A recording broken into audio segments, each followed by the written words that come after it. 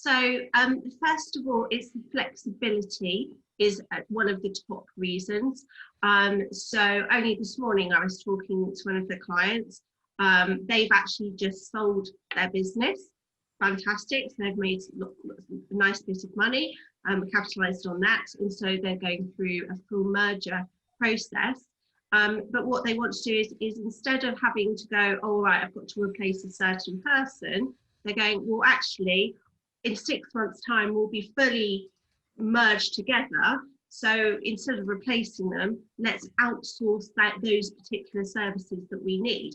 So it's that flexibility. It's something that you can, it's a turnkey solution. You can basically, the good outsourcers, you should be able to go to them and say, right, this is what we need. And they should be able to turn the key and produce that service for you very, very quickly, which obviously is much quicker than if you're having to go through a laborious recruitment drive.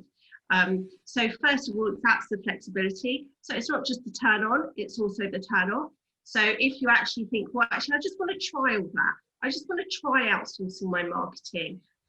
You could just perhaps look at doing it for, say, a 6-month period. Say, right, okay, let's see if that does generate more activity for my marketing, therefore potentially perhaps some leads for my sales team.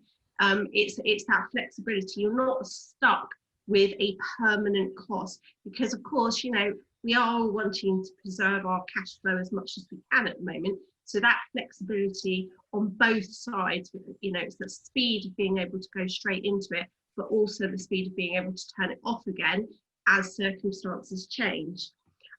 Also, if you are fortunate to be, growing really fast in a really big growth period of your business, again, it's another thing that you can then focus on your core activities, and even if the outsource part needs to be expanded really quickly, that's the beauty of having the outsourcer. They'll be able to throw more people, more resources to that as you require.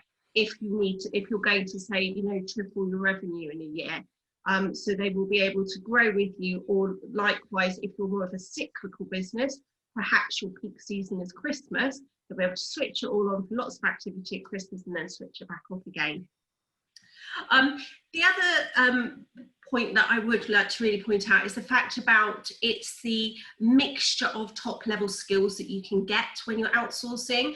So for example, if you brought somebody in, so say it could be an engineer, or it could be a finance person, whoever it is, you're bringing in one set of skills. So it could be a mechanical engineer or, a bookkeeper, for example. But by outsourcing the whole function, you're potentially being able to get more of a creative, different level of stacks of skills for that outsourcing. So instead of just having that generic bookkeeper who's, very good at organizing your records, but they're not necessarily going to be the best person to be able to do sort of perhaps the finance director function where you're having to liaise with stakeholders, or they might not like picking up the phone and chasing money for you and doing the credit control. So it's about having that multi-level stack, and that's the beauty as well of outsourcing, that you can outsource for, 20 hours a month, whatever it is that you're